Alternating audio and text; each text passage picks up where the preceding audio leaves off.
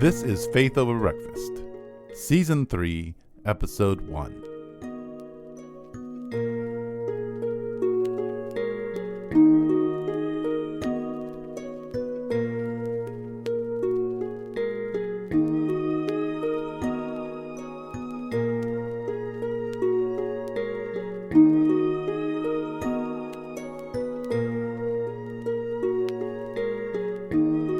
Hey everybody, this is Eric. I'm all by myself. I just put together a short little podcast for you on politics, the gospel, and what the Holy Spirit is doing, tribal church, those kinds of things. So I hope you enjoy. Hope I don't ruffle too many feathers. Thank you for listening to Faith Over Breakfast. And oh, by the way, as Andy always tells you that I should say, my name is Eric Deepen. I'm pastor of the Village Church in Tucson, Arizona.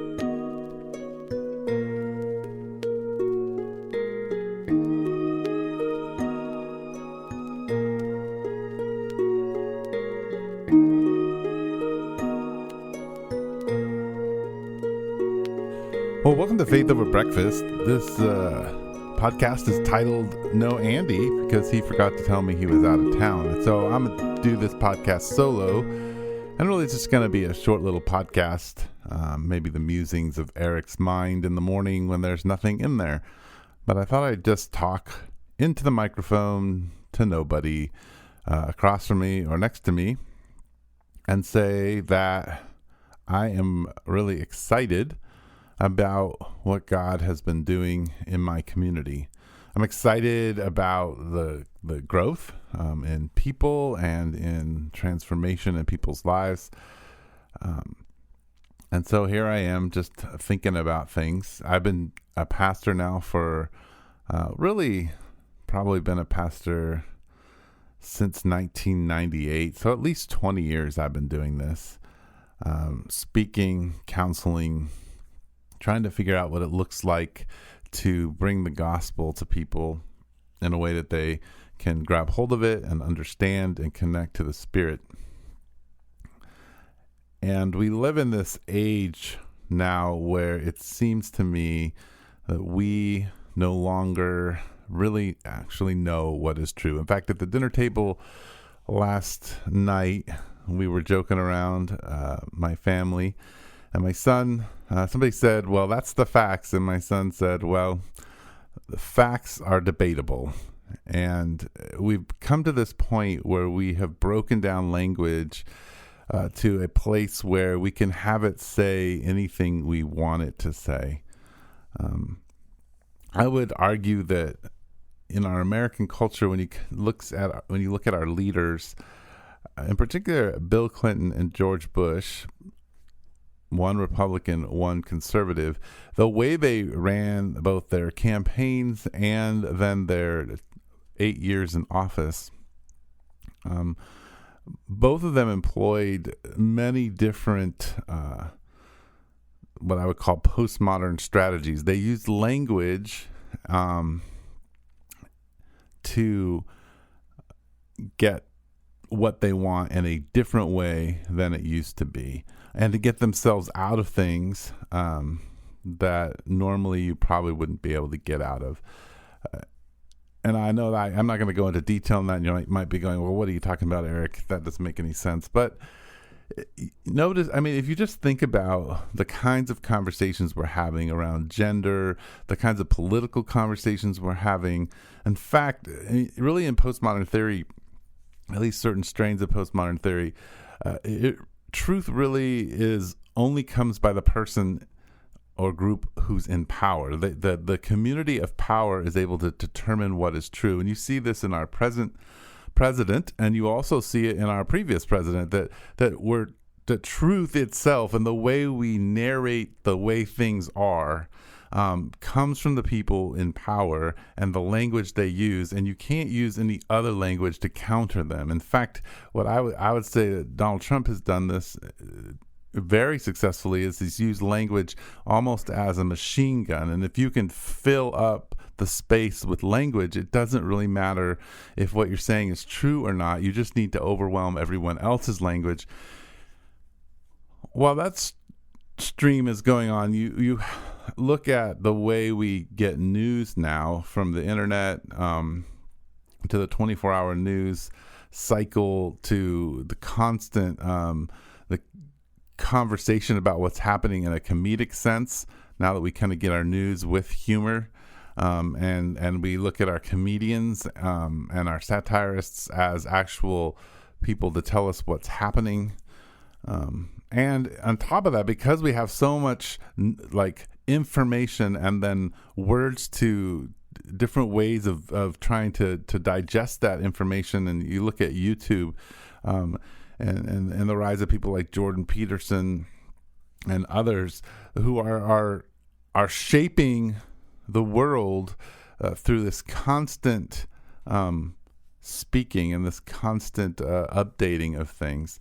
And constant conversation. And so it's just so much information. And then because we have so much information, because the world has shrunk so much, we are able to know what happens everywhere and in every place. And I mean, I often joke that I can tell you with just a little bit of research what somebody ate for breakfast in the middle of nowhere in Australia, just because of how, because they took a picture of it and posted it on the internet, which would have been impossible even 20 years ago for me to do. So our world is changing, and we have so much information. So language becomes a very powerful mechanism to get out truth, to tell people what's happening, to tell people what you think, to kind of define reality. But the problem with that is that language then also is no longer doesn't have any value, and so you have to use a lot of it, because now, I mean, it's kind of like a currency where, I mean, I would say even 20 years ago, 25 years ago, certainly 30, 40 years ago, words carried more weight. What you said carried more weight. What particular people said carried more weight. It had more value. And there's really just been a devaluation of the spoken word and what we say. And so we have to say a lot of things. This is very difficult, I think, for the church, because the church can get caught up in trying to be part of that, so trying to put out information and trying to talk and try to counter things and trying to lay out what the true foundations are and beat the drum, and so there's this conflict within the church about how we might communicate what is true.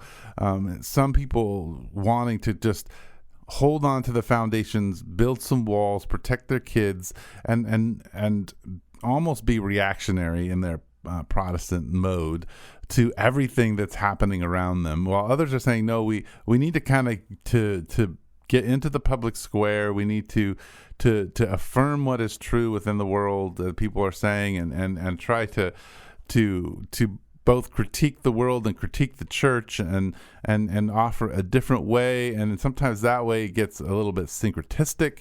It gets sometimes it loses itself. It loses Jesus. It's trying hard not to be offensive anyway, because it feels like it's having to make up for a history of what it sees as a Christian, or at least Judeo-Christian ethic that has been oppressive to people and participated in the oppression of people.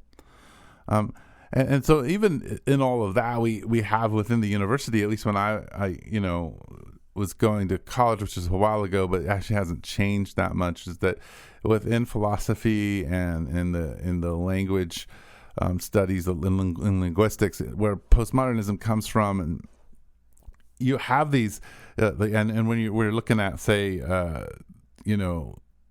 minority studies, all these kinds of things, postmodernism and minority studies sometimes marry, and sometimes they're actually at odds with each other, and yet they find themselves often politically on the same side of the fence. And so there's this conflict. In fact, I was reading an article just recently about how the Hispanic community is really upset within a certain school district because of what is trying to be pushed in a sex education mode that they don't agree with, and they make up most of the school, and their voice is being shut down because the more progressive people would like a more open sex ed that's mandatory for people, and so there's even here you have what is a pretty traditional liberal cause, minorities' voice within the majority, and then you have the another progressive idea is sexual freedom and education,